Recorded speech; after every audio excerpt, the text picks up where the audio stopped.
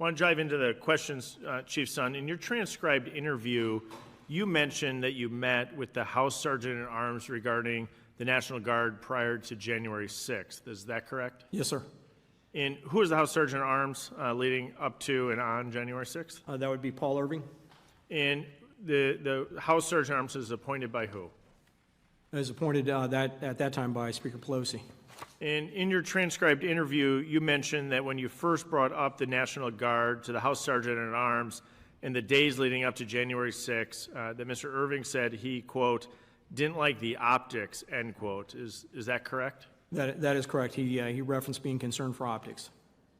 And on January 6th, when you went to Mr. Irving to get his approval to call in the Guard, Mr. Irving said he would, quote, run it up the chain. Is that correct?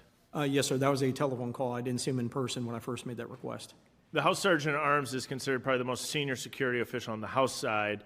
When Mr. Irving says he has to, quote, run it up the chain, end quote, what did that mean? I took that to mean his leadership chain. And who would be his leadership chain? If he's functionally the most senior security official on the House side, correct? That's his title. That's part of the title, the senior law enforcement official for the House of Representatives. But he would have been referring to the leadership team that goes up to Speaker Pelosi.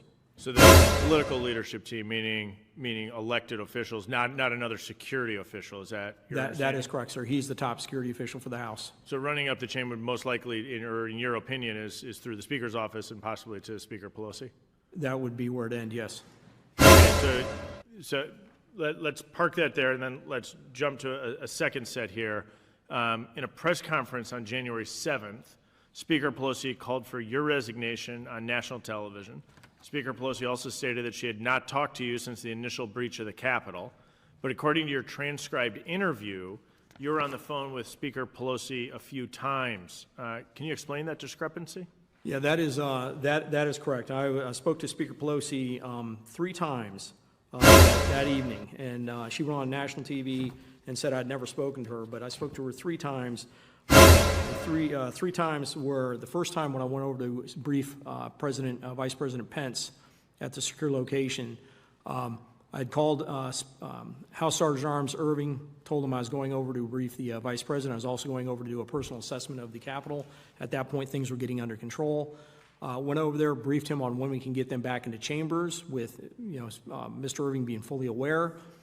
He said he wanted to get Speaker Pelosi on the phone. He made a phone call from his cell phone at approximately 5:34, where I first briefed Speaker Pelosi. The second call was when I left that location.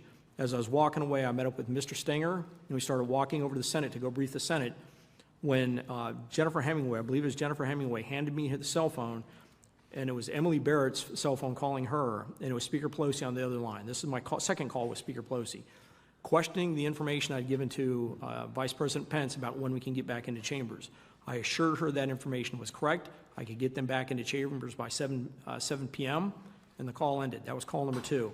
Call number 3 was 6:25 p.m. I was over at the Senate from the secure location, from where the Senate had been sequestered, and on a cell phone using Robert Karam's cell phone, they dialed leadership, who was over off-site at a secure location, and I briefed all of the leadership of the plans to get them back into chambers. That would have been call number 3 with Speaker Pelosi.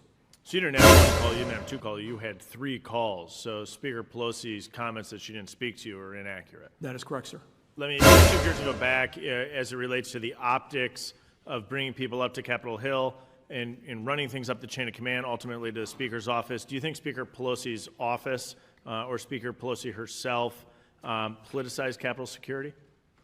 I have no idea on that, sir. Okay. Any other clarifications you'd like to make as it relates to Speaker Pelosi's comments that you didn't speak to her? I just, wish she had considered that, wish she had considered some of the stuff that I've faced and the efforts I went through to bring in the outside resources on that day before she called for my resignation. Thank you very much for being here.